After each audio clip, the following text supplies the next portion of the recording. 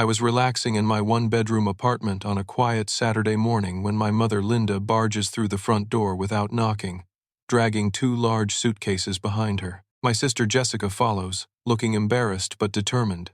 "Son, meet the new owner of your apartment," my mother declares with a cruel smile, gesturing toward Jessica. "I'm taking your bedroom for your sister, so throw all your stuff out immediately."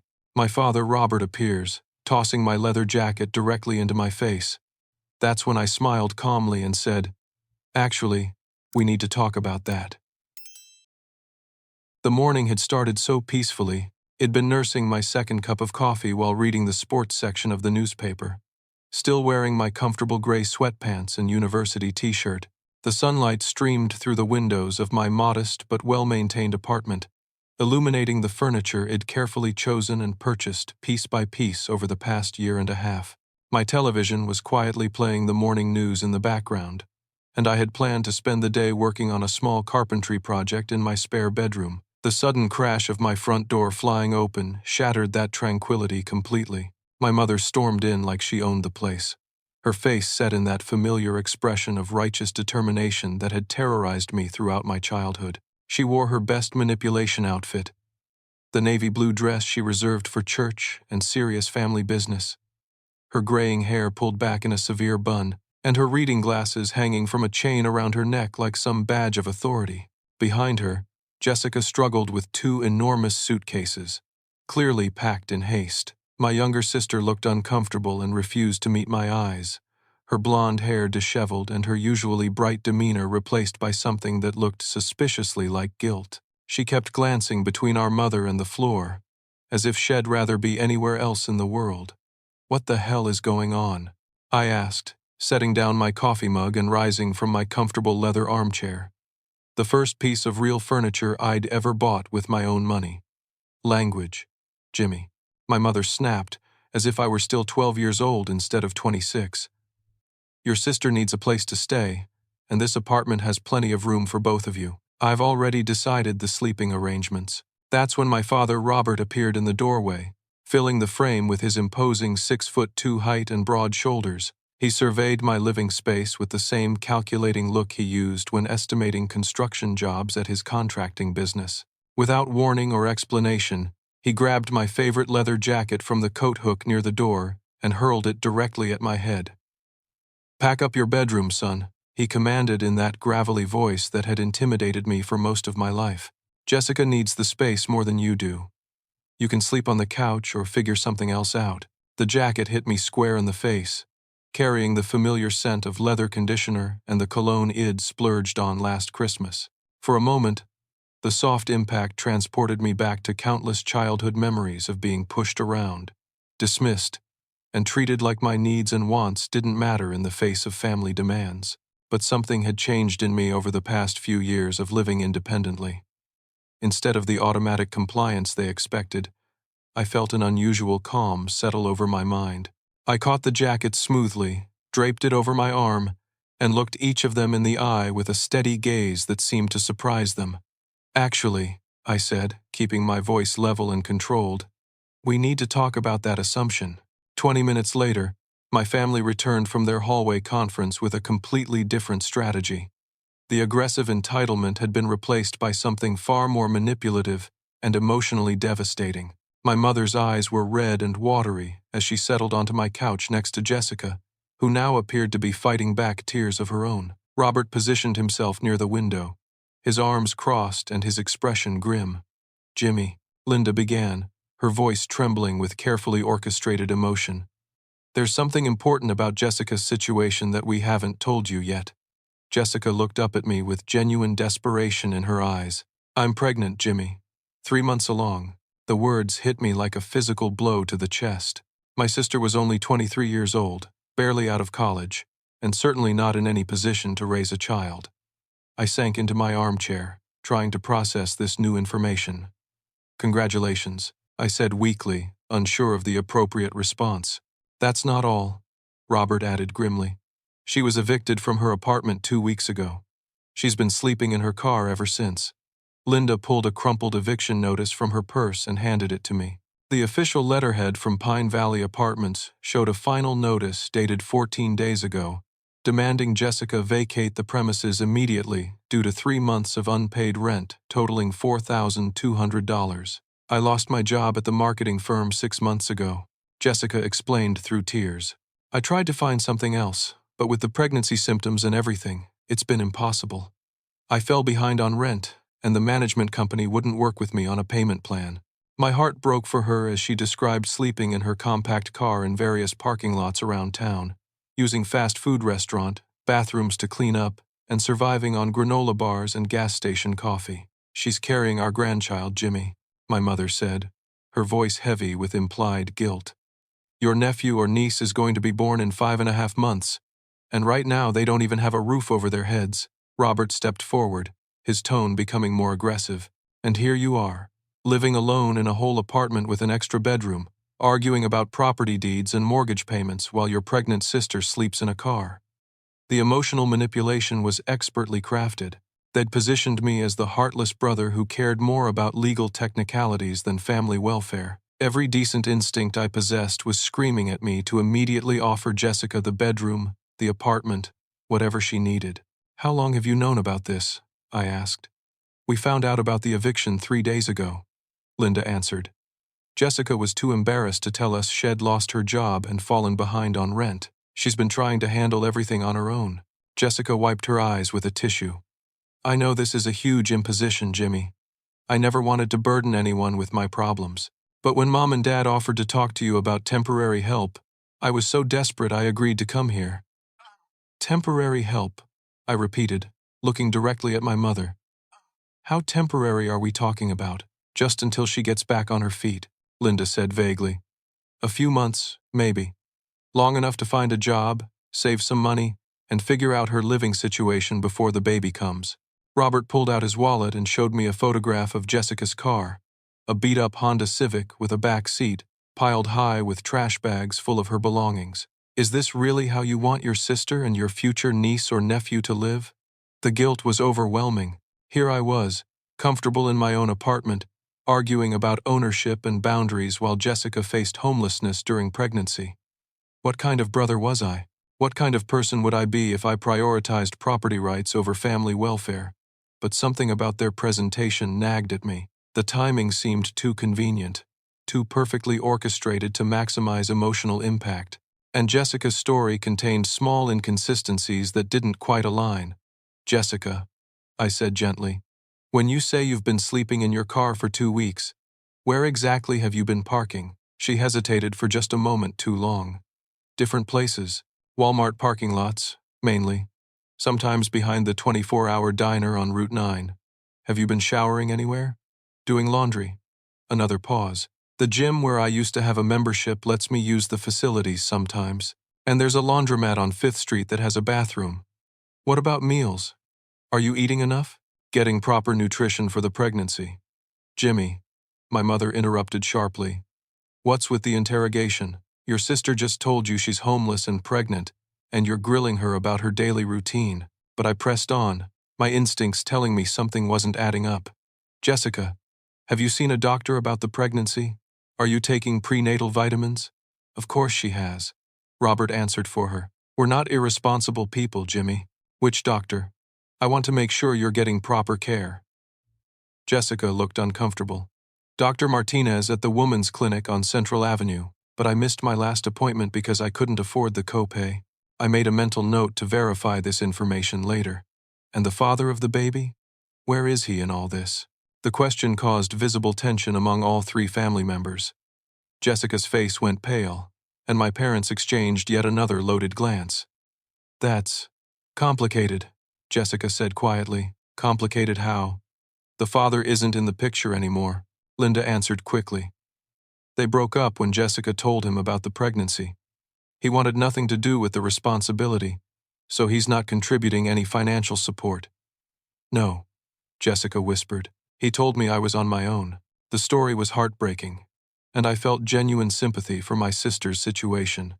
But the more questions I asked, the more evasive and uncomfortable my family became. Small details didn't align, and their answers seemed rehearsed rather than spontaneous.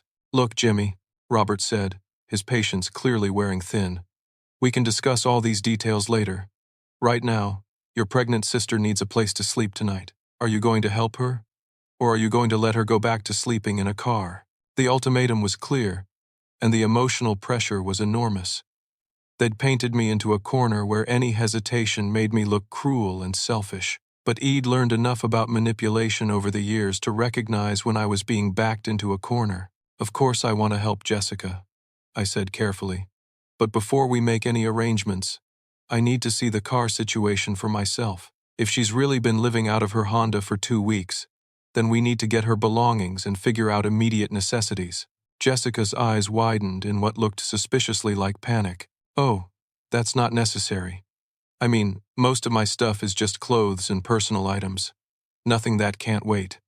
"I insist," I said firmly. "If my sister is homeless, then I want to understand the full scope of the situation before we make plans. Where's the car parked right now?" The silence that followed was telling. My family looked at each other with expressions of growing anxiety, and I knew I was onto something important. "The car is at a friend's house," Jessica said quickly, not meeting my eyes. "I didn't want to bring it here and make the neighbors think poorly of you." "Which friend?" I asked. "You don't know her," Jessica replied, her voice getting smaller. "Try me. I might surprise you." My mother stepped in aggressively. "Jimmy, this is ridiculous. Your sister needs help, not an investigation into her living arrangements. Can't you just accept that she's in a difficult situation and offer some support?" But I was done being manipulated. "No, Mom, I can't just accept it. Because if Jessica is really homeless and living in her car, then we need to address that immediately. But if there are other factors I don't know about, then we need to discuss those too." I pulled out my phone. "What's the friend's name and address?" "I'll drive over there right now and help bring Jessica's belongings here." The panic in Jessica's eyes became unmistakable. "Jimmy, please, that's not necessary. I can get my stuff later." "Jessica," I said gently but firmly, "if you've been sleeping in a car for 2 weeks while pregnant, then your belongings situation is an emergency. Clean clothes, toiletries, any medications you might need. These aren't things that can wait." Robert tried a different approach. "Son, you're overthinking this. Just focus on the main issue. Your sister needs a place to stay." "The main issue," I replied, "is that I'm getting conflicting information about Jessica's situation, and I need to understand what's really going on before I commit to any long-term arrangements." I turned back to Jessica with what I hoped was a compassionate expression. "I love you, and I want to help you, but I need honest answers. Have you really been sleeping in your car for 2 weeks?" The silence stretched on for nearly a full minute. Jessica stared at her hands, tears running down her cheeks, while my parents glared at me with increasing hostility. Finally, Jessica broke. "No," she whispered. "I haven't been sleeping in my car. Where have you been staying?" "With our cousin Amanda. She has a spare room at her apartment across town." The revelation hit the room like a bombshell. My parents looked furious that Jessica had broken their agreed-upon story, while I felt a mixture of relief and anger at being deceived. "So you haven't been homeless?" I said. "Not exactly, but Amanda's lease is up at the end of next month, and she's moving back in with her parents. I really don't have anywhere to go after that." "And the eviction notice?" Jessica pulled the crumpled paper from her purse and handed it to me. "That's real. I really did lose my apartment, but Amanda let me stay with her right after it happened."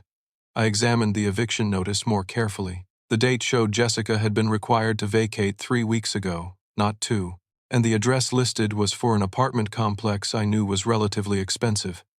Not the kind of place someone with financial troubles would typically choose. "How much was your rent at Pine Valley Apartments?" I asked. $1,400 a month. For a 1-bedroom apartment." "No, it was a 2-bedroom. I had a roommate, but she moved out in December and stuck me with the full rent." More pieces of the puzzle were falling into place. "So you've been paying $2,800 a month for a 2-bedroom apartment on a marketing assistant's salary." Jessica nodded miserably. "And when your roommate left, instead of finding a cheaper place or another roommate, you tried to cover the full rent by yourself. I thought I could make it work. I was getting some freelance projects, and I hoped to find a better-paying job quickly." My mother jumped back into the conversation. "See, This is exactly why she needs family support. Poor financial decisions don't mean she deserves to be homeless. But she's not homeless, I pointed out.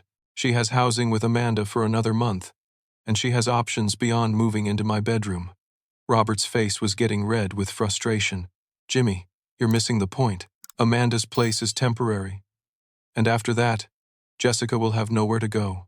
We're trying to plan ahead and make sure our grandchild has stable housing.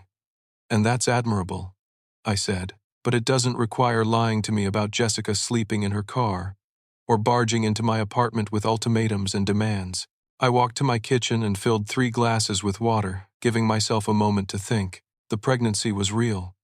I could see the subtle changes in Jessica's face and figure that confirmed she was expecting. The eviction was real too, but the crisis had been dramatically exaggerated to manipulate my emotions and force me into immediate compliance. Here's what I think really happened, I said, returning to the living room. Jessica made some poor financial choices and got evicted from an apartment she couldn't afford. Amanda offered temporary help, but that housing has a definite end date. Instead of exploring realistic options like less expensive apartments, roommates, or family financial assistance, you decided the solution was to take over my apartment. That's not how it happened, Linda protested. Then how did it happen, Mom? Because the story keeps changing every time I ask a question. Jessica looked up at me with fresh tears. Jimmy, I'm scared. I don't know how to be a single mother. I don't have a job, and I don't have much money saved. When Mom and Dad offered to talk to you about letting me stay here, it seemed like the best option for everyone. What exactly did Mom and Dad tell you about this arrangement? They said you'd mentioned you had extra space and wouldn't mind helping family during a crisis. I looked directly at my mother. When exactly did I mention that? Linda's defensive posture became even more pronounced. It was implied, Jimmy, family helps family. I assumed you'd want to do the right thing, so you never actually asked me if Jessica could stay here before today. We're asking now. No, you're not asking. You announced that Jessica was the new owner of my apartment and demanded I move my belongings out of my bedroom immediately. That's not asking for help. That's making demands. The conversation was interrupted by the sound of Jessica's phone buzzing with text messages. She glanced at the screen and her face went pale. Who's texting you? I asked, noticing her obvious distress. Nobody important, she said quickly, shoving the phone into her purse. But Id caught a glimpse of the contact name on her screen. Derek. And judging by Jessica's panicked reaction, Derek wasn't just an unimportant contact. Jessica, who's Derek? The question caused immediate tension among all 3 family members. My parents exchanged their now familiar loaded glance, and Jessica looked like she was about to cry again. Derek is complicated, she said quietly. Is Derek the father of your baby? Yes. The father who supposedly wanted nothing to do with the pregnancy and left you to handle everything on your own. Jessica nodded, but her body language suggested there was much more to the story. And Derek is texting you right now. He texts sometimes. It doesn't mean anything. I was starting to understand that this family crisis was far more complex than anyone was willing to admit. The lies and half-truths were piling up, and I had a growing suspicion that Derek's role in Jessica's situation was much bigger than they were letting on. I think, I said carefully, we need to have a completely honest conversation about Jessica's situation, including Derek's involvement and what's really driving this housing crisis. Robert stood up abruptly. Jimmy, you're turning this into an interrogation when your sister just needs some basic help and support. Dad, I'm trying to understand the real situation so I can provide appropriate help, but I can't make informed decisions based on lies and manipulation. As if on cue, my apartment buzzer rang. Someone was downstairs requesting access to the building. Are we expecting anyone else for this family meeting? I asked. The guilty expressions on my family's faces told me everything I needed to know. That's probably Derek, Jessica said quietly, her voice barely above a whisper. I texted him earlier that we were here. I stared at my sister in disbelief. You invited the father of your baby to my apartment without telling me. It wasn't my idea, Jessica said quickly. He insisted on coming when I told him where I was. The buzzer rang again, more insistently this time. I walked to my intercom system, but before I could respond, my mother intervened. Jimmy, Derek wants to be part of the solution, Linda said. Hes here to help us figure out the housing situation. The Derek, who supposedly abandoned Jessica when he found out about the pregnancy. Robert cleared his throat. The situation with Derek is more complicated than we initially explained. I pressed the intercom button. Who is it? Derek Miller here to see Jessica Thompson and her family. The voice was deep and carried an edge of aggression that immediately put me on guard. And you are Jessica's boyfriend. We need to talk. I looked at my family with growing anger. So Derek didn't abandon Jessica when she got pregnant. Hes still her boyfriend, and you invited him to my apartment for this ambush. It's not an ambush, my mother protested. We just thought it would be better if everyone involved could discuss the situation together. I buzzed Derek into the building, but I was furious at the continued deception. Every single thing my family had told me about Jessica's situation contained lies or significant omissions. 3 minutes later, Derek knocked on my apartment door. When I opened it, I was confronted by a large, imposing man who was clearly accustomed to using his physical presence for intimidation. Derek stood about 6 feet 4 inches tall with broad shoulders, heavily muscled arms covered in tattoos, and a shaved head that made his angular features look even more threatening. He wore a black leather jacket over a gray t-shirt and dark jeans, and his eyes immediately began scanning my apartment as if he was evaluating its value. You must be Jimmy, Derek said, extending a hand that gripped mine much harder and longer than necessary. I've heard a lot about you. Wish I could say the same, I replied, extracting my hand from his unnecessarily firm handshake. Derek entered my apartment without waiting for an invitation and immediately positioned himself between me and the rest of my family. His body language was clearly designed to establish dominance and control over the conversation. Nice place you got here, Derek said, his eyes cataloging my furniture, electronics, and decor. Jessica told me you had a good setup, but this is even better than I expected. What exactly brings you here, Derek? Family business, he replied with a smile that didn't reach his eyes. We need to talk about Jessica and the baby, and how everyone's going to step up and take care of their responsibilities. Jessica looked increasingly uncomfortable as Derek moved closer to her on the couch. Derek, maybe we should discuss this privately first, she suggested. No need for privacy among family, Derek said, placing a possessive hand on Jessica's shoulder that made her flinch slightly. We're all here to figure out the same thing, how to make sure Jessica and my kid have proper housing. Robert seemed relieved to have Derek's support. That's right, we need to focus on the practical solutions, not get bogged down in technical details about property ownership. Derek nodded approvingly. Exactly. Family takes care of family, and right now, Jessica needs a stable place to raise our child. Jimmy here has more space than he needs, so the logical solution is for Jessica to move into the bedroom. And where exactly would I sleep? I asked. Derek shrugged. Couch, air mattress, whatever. Young guy like you doesn't need much space. The important thing is making sure the mother of my child has proper accommodations. The casual dismissal of my needs and comfort was infuriating, but I tried to maintain my composure. Derek, this is my apartment that I own and pay for. Major decisions about housing arrangements require my agreement. Derek's expression hardened. Look, Jimmy, I get that you're attached to your little setup here, but sometimes life requires sacrifices for the good of the family. Your sister is carrying my kid, and that makes her welfare everyone's responsibility. As Derek spoke, another man appeared in my doorway. This newcomer was older, wearing an expensive-looking gray suit and carrying a briefcase that suggested professional authority.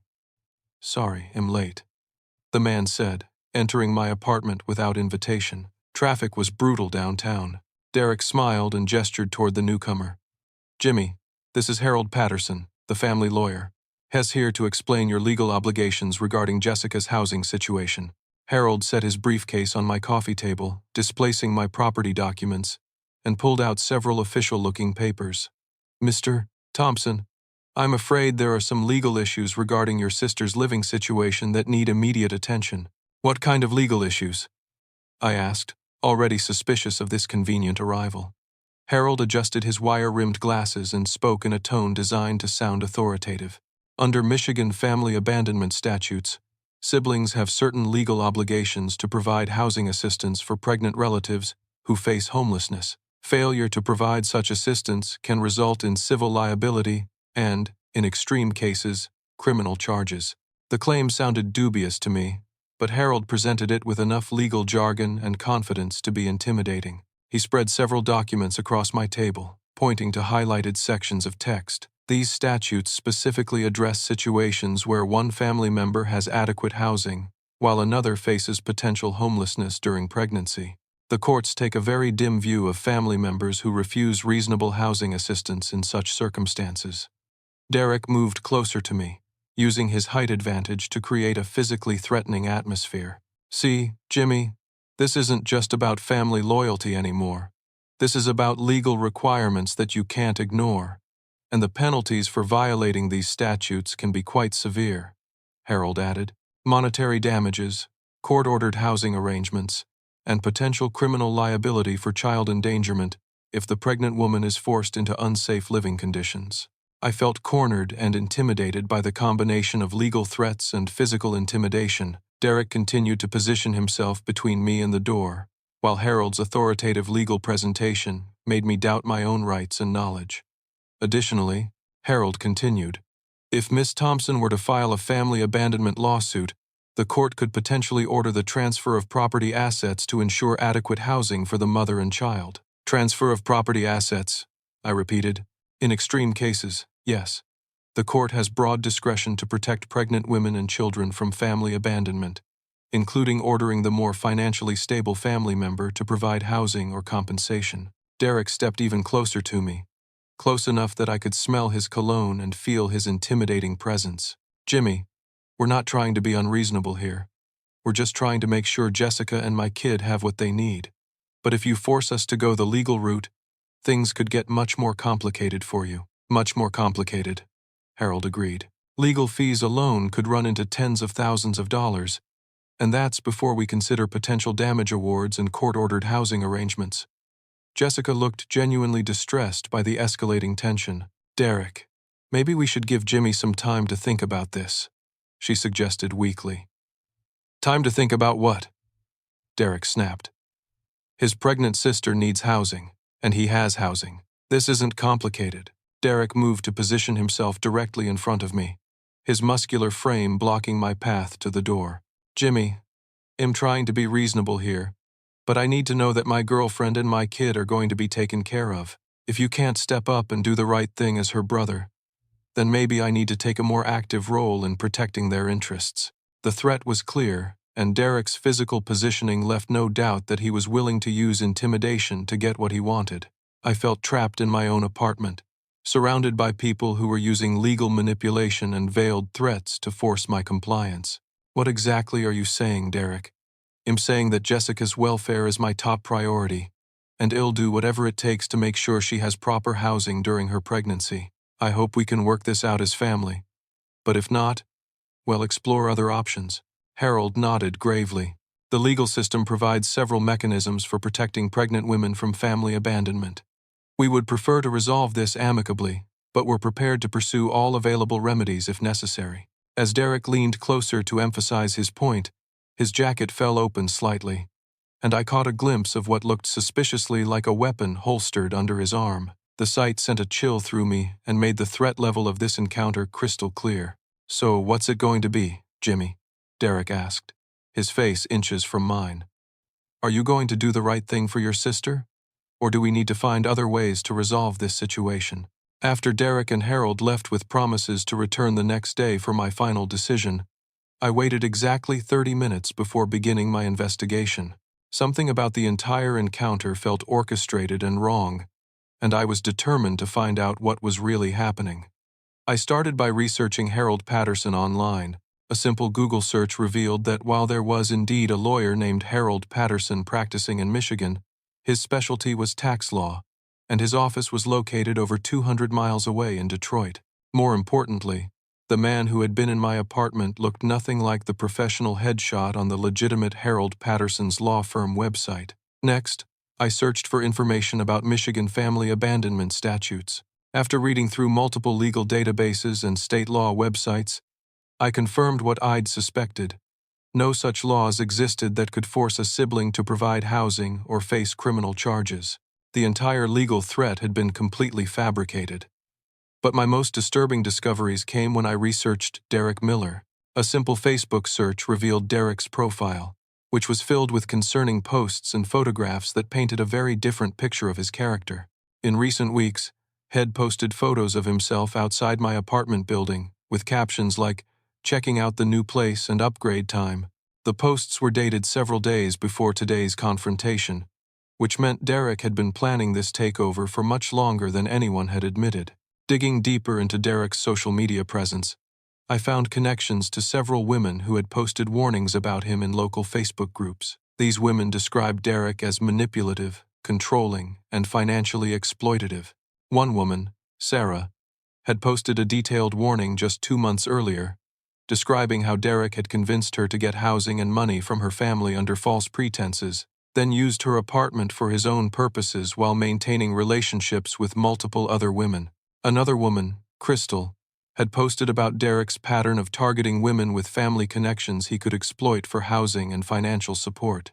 She described how Head convinced her to ask her parents for money to cover emergency expenses that never actually existed, then disappeared with the cash. The more I researched, the clearer Derek's pattern became. He identified women with family resources, particularly housing or financial assets, then established relationships specifically to exploit those connections. The pregnancy with Jessica fit perfectly into this pattern. It created urgency, emotional manipulation opportunities, and legal-sounding justifications for his demands. I also found Derek's criminal background through public court records. He had arrests for domestic violence dating back 5 years, involving 3 different women. Had been charged with fraud in 2 separate cases involving rental scams where Head convinced people to pay deposits for apartments he didn't own. Most recently, he had outstanding warrants in Ohio and Pennsylvania for similar fraud schemes. But the most chilling discovery was Derek's arrest record for intimidation and assault. The police reports described his pattern of using physical presence and implied threats to coerce compliance from victims. In one case, Head convinced a woman's brother to sign over his car title under threats of violence if the brother didn't take care of family responsibilities. Armed with this information, I realized that Jessica was likely another victim of Derek's manipulation rather than a willing participant in the scheme. The timeline of their relationship coincided with her job loss and financial troubles, which suggested Derek had targeted her during a vulnerable period. I decided to call Amanda, my cousin who was housing Jessica, to verify parts of the story and potentially warn her about Derek's background. "Jimmy, I'm so glad you called," Amanda said immediately. "I've been worried about Jessica for weeks. There's something really wrong with her situation." "What do you mean?" "This Derek guy is bad news. He's been controlling every aspect of Jessica's life since she moved in here. He monitors her phone calls, tells her who she can and can't talk to, and he's been pressuring her to get money and housing from your family." Amanda explained that Derek had been living at her apartment unofficially for the past 2 weeks, despite not being on the lease or contributing to expenses.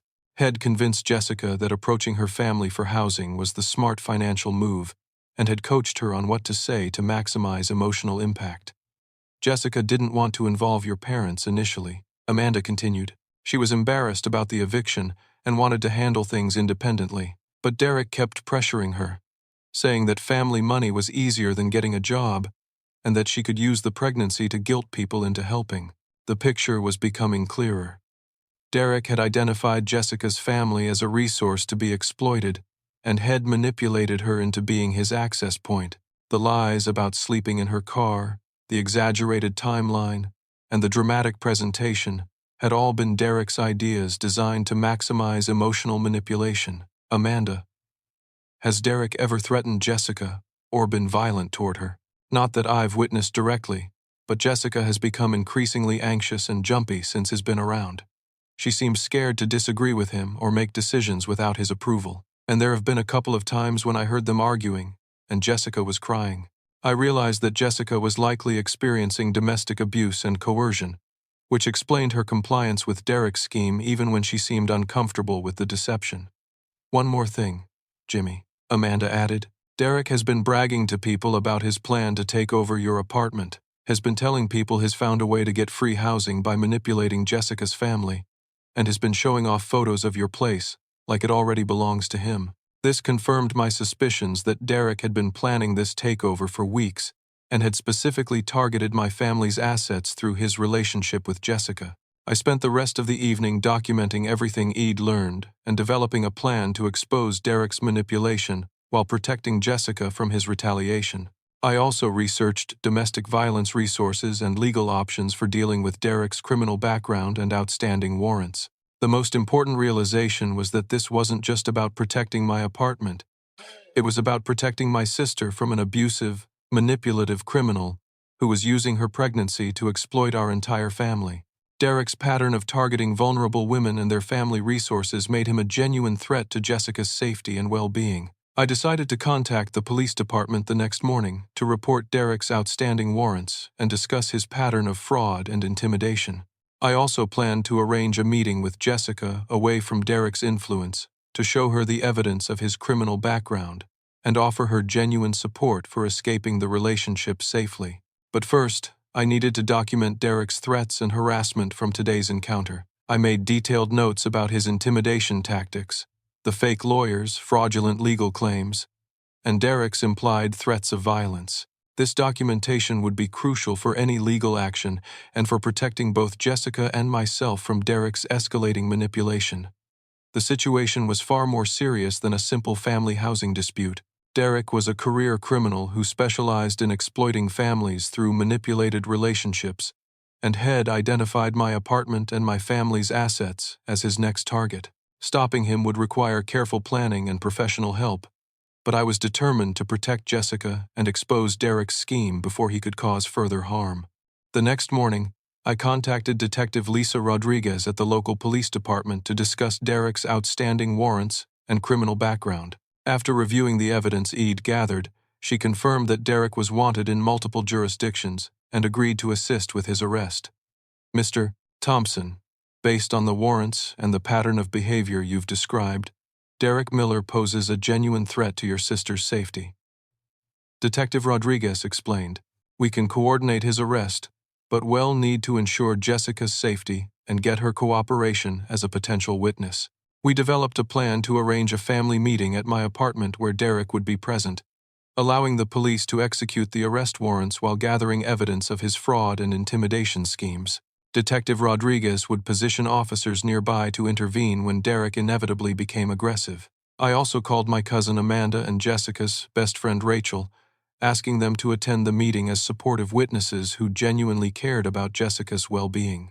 Both women agreed to participate and help Jessica understand the reality of Derek's manipulation.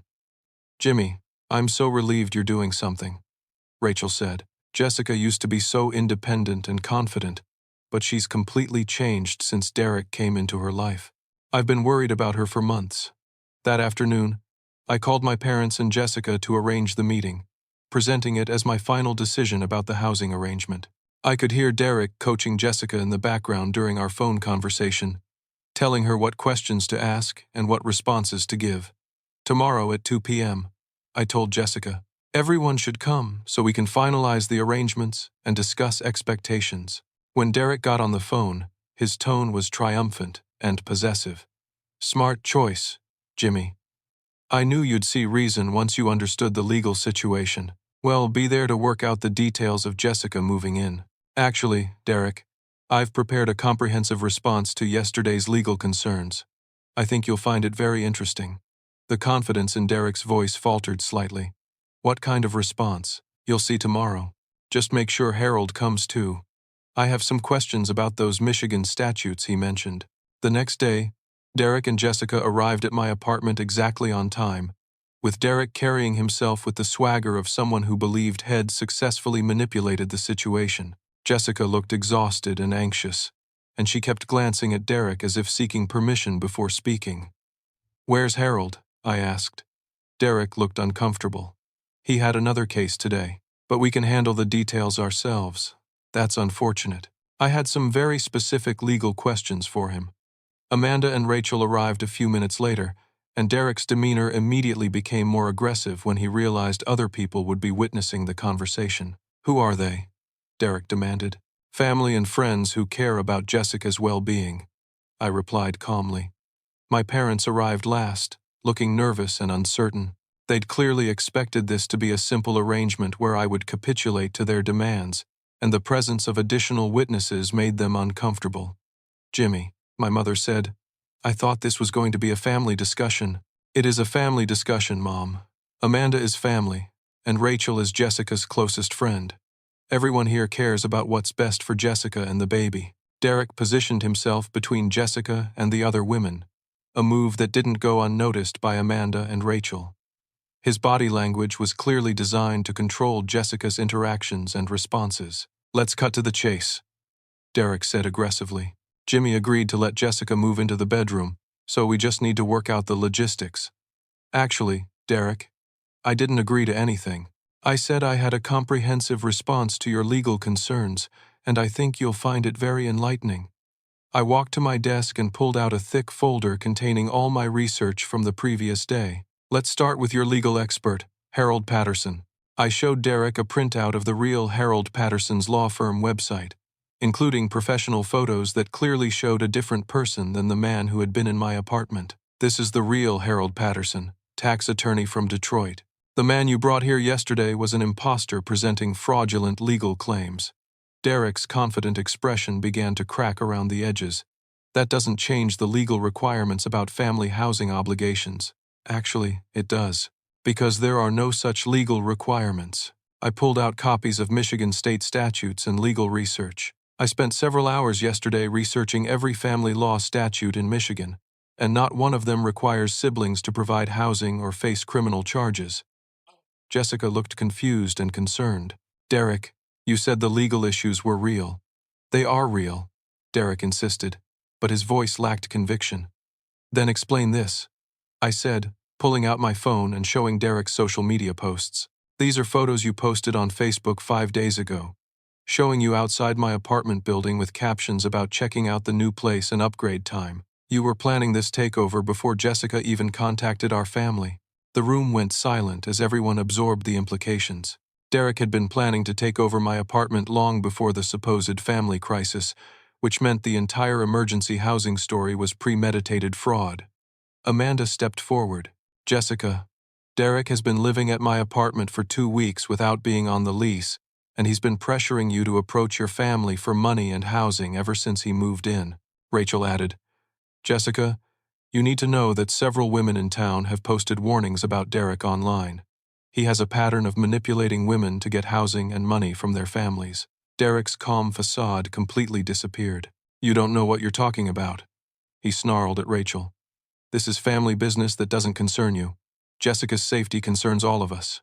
Rachel replied firmly. I pulled out the most damaging evidence. Derek's criminal background and outstanding warrants. Derek, you have arrests for domestic violence involving 3 different women. You have fraud charges in 2 states involving rental scams, and you currently have outstanding warrants in Ohio and Pennsylvania.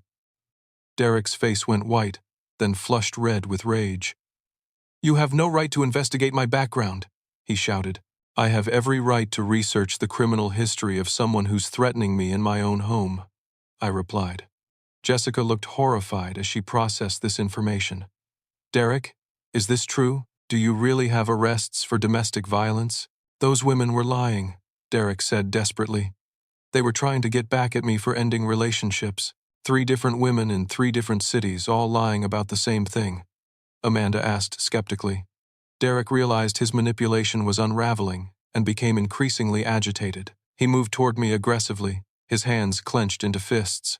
You have no idea what you're messing with, Jimmy, he threatened.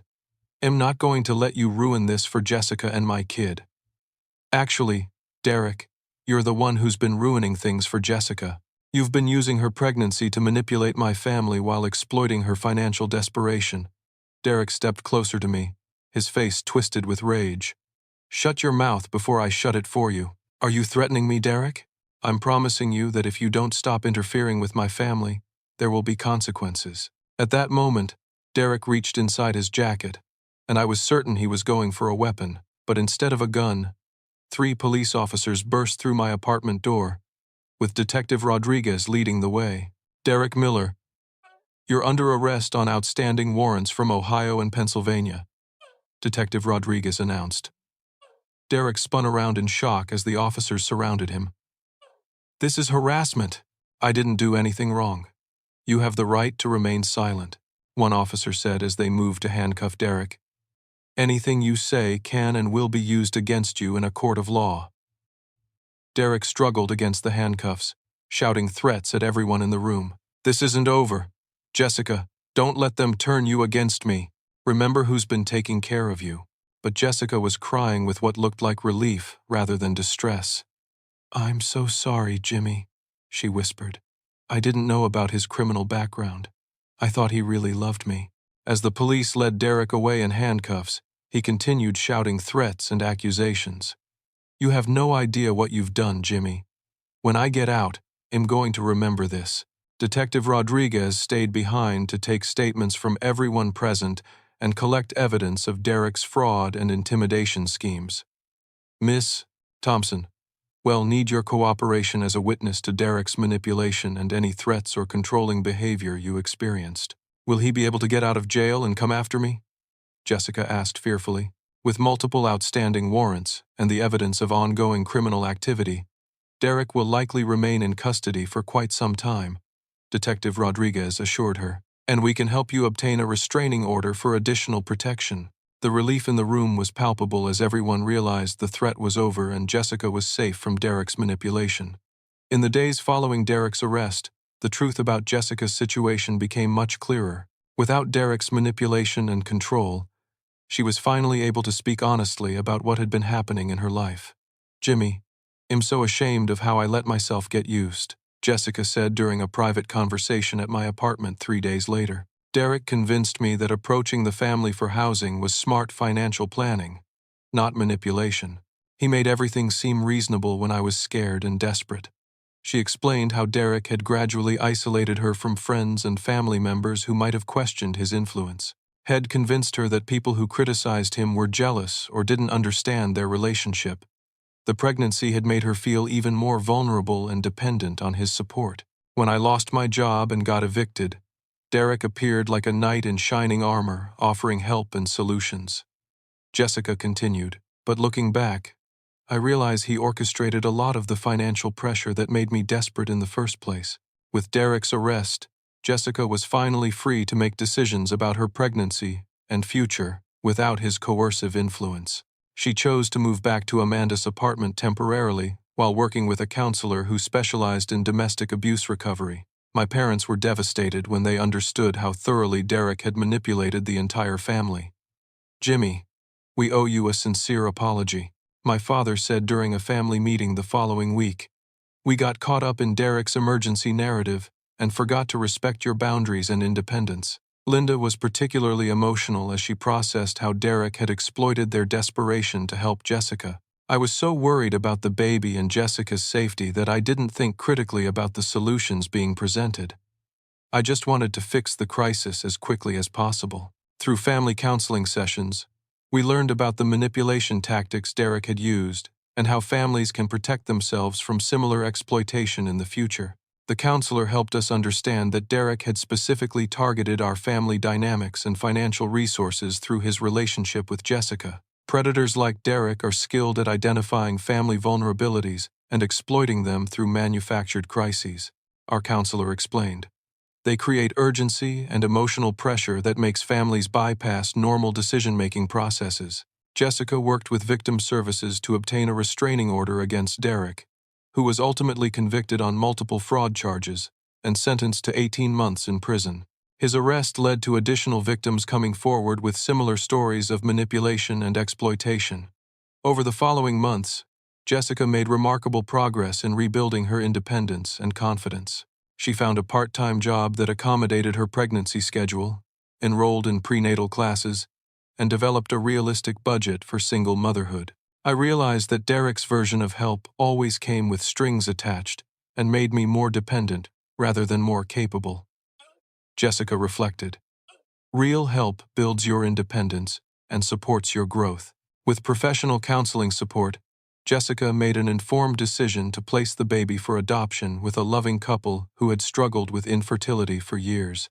I'm not ready to be a parent, and this baby deserves parents who are prepared to provide everything a child needs," she explained. The adoption process was handled through a reputable agency with full legal support and counseling for all parties involved. Jessica maintained contact with the adoptive parents and felt confident that her child would have the stable, loving home she wanted to provide, but wasn't equipped to create, as a 23-year-old recovering from financial and emotional trauma. My parents and I rebuilt our relationship based on mutual respect and healthy boundaries. They came to understand and appreciate the life I'd built for myself, while I learned to have compassion for their struggles without enabling manipulation. "Jimmy, we're proud of how you handled that crisis," Robert said during one of our monthly family dinners. "You protected yourself and Jessica while still providing genuine help when it was needed." Linda added, "We learned that loving someone doesn't mean sacrificing your own well-being or enabling their poor choices. Sometimes real help requires tough love and professional intervention." 6 months later, Jessica had her own apartment near Amanda, a stable job in customer service, and was attending college part-time to finish her degree in communications. The baby was thriving with the adoptive parents, who sent regular photos and updates to Jessica as agreed upon in the adoption plan. "I finally feel like myself again," Jessica told me during one of our weekly coffee dates. "Derek almost convinced me that I was helpless and needed someone else to make decisions for me. Now I know I'm capable of handling my own life." Our family gatherings became monthly dinner parties at my apartment, where everyone respected boundaries while maintaining warm, supportive relationships. The crisis with Derek had taught us all valuable lessons about manipulation, family dynamics, and the difference between genuine help and enabling dysfunction. I kept my apartment exactly as I wanted it, but it also became a place where family members felt welcome and supported. Jessica often brought dessert for our dinners. My parents contributed by cooking their famous pot roast, and Amanda and Rachel became regular attendees who added laughter and perspective to our conversations. The experience taught me that protecting your boundaries doesn't make you selfish. It makes you strong enough to provide genuine help when people really need it. Derek's manipulation had tried to convince our family that love required sacrifice and compliance, but we learned that real love respects independence and supports growth. As I reflect on that terrifying week when my family barged into my apartment with demands and ultimatums, I'm grateful for the strength I found to stand up for myself and investigate the real situation. If Eid capitulated to the emotional manipulation, Derek would have succeeded in exploiting our entire family, while Jessica remained trapped in an abusive relationship. Sometimes the most loving thing you can do for family members is refuse to enable their destructive choices while offering genuine support for healthy alternatives. Jessica needed protection from Derek's manipulation, not accommodation for his schemes. My parents needed education about manipulation tactics, not validation for their enabling behavior. Today, our family is stronger and healthier than ever before. We communicate openly, respect each other's boundaries, and provide support that builds independence rather than creating dependency. Jessica is thriving as a confident, capable young woman who made difficult but responsible choices about her future. The baby she placed for adoption has loving parents who send regular updates showing a happy, healthy child growing up in a stable home. The apartment that Derek tried to steal from me remains my sanctuary and gathering place for a family that now understands the value of mutual respect and healthy boundaries. Every month when we gather for dinner, I'm reminded that protecting what you've worked for isn't selfish. It's the foundation that allows you to genuinely help others when they truly need support. Have you ever had to stand up to family members who tried to manipulate you during a crisis? How did you balance protecting yourself while still offering genuine help to people you love? I'd love to hear your thoughts and experiences in the comments below. Please like this story if it resonated with you. Subscribe for more stories about family dynamics and personal growth, and share it with anyone who might benefit from understanding manipulation tactics and healthy boundary setting. Thank you for listening to my story. And remember that sometimes the most loving thing you can do is refuse to enable destructive behavior while offering genuine support for positive change.